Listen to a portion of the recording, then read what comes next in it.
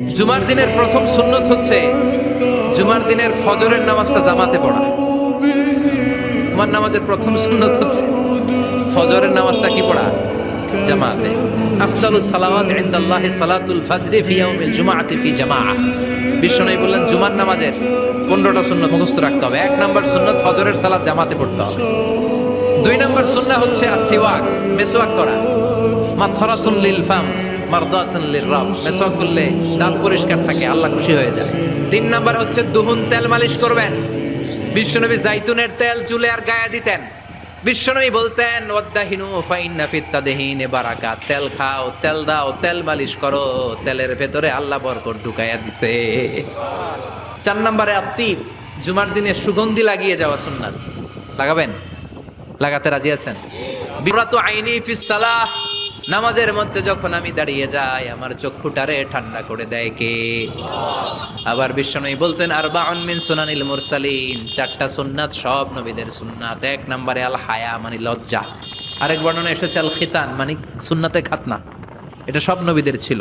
আর সেওয়াক, সব নবীরা মেসওয়াক করেছেন। আর তিব, সব নবীরা আতর লাগিয়েছেন। আর নিকাহ, সব নবীরা বিয়েও করেছেন। চিল্লায় পড়েন আল্লাহু আকবার। লিবাস আহসানা সিয়াব, সুন্দর জামা পরা। নট নেসেসারি যে নতুন জামা হতে হবে, পুরাতন জামাও ধুয়ে আয়রন করে পরলে একটা সৌন্দর্য আছে না নাই? এরপরে ইকসারুস সালাহ আলান নবী, বিশ্বনবীর উপর বেশি বেশি দুরূদ পড়া।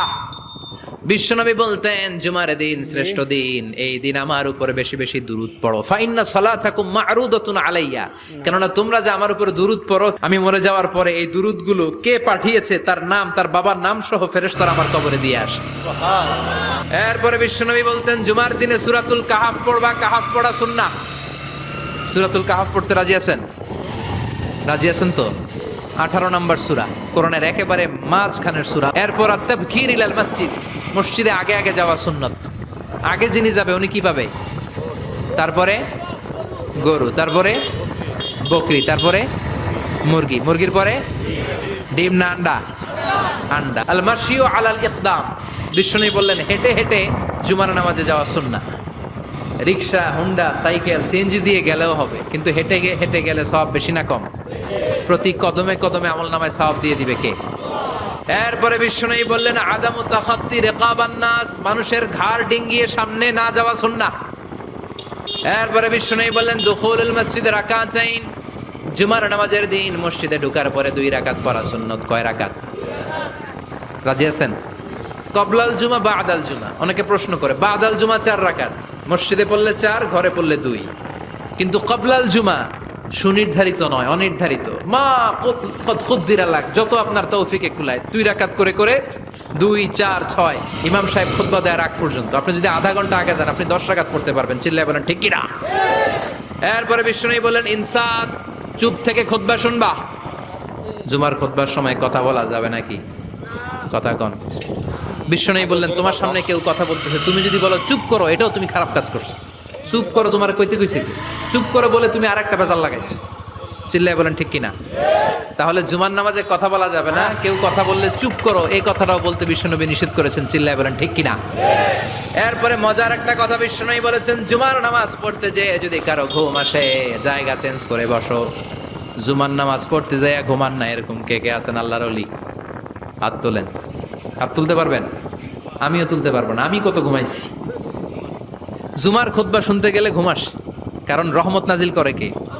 পুরো মসজিদের ডানে বায়ে রহমতে ঠাসা, খালি ঘুম আর ঘুম। আছে না নাই? এরপরে বিশ্বনবী বললেন জুমার দিন দোয়া করলে কবুল হয়। এমন একটা সময় আছে জুমার দিনে, ওই সময়ে যদি বান্দা আল্লাহর কাছে কিছু চায় সেটা না দিয়ে খালি হাতে আল্লাহ বান্দারে ফিরাইয়া দেয় না। সেটা কখন?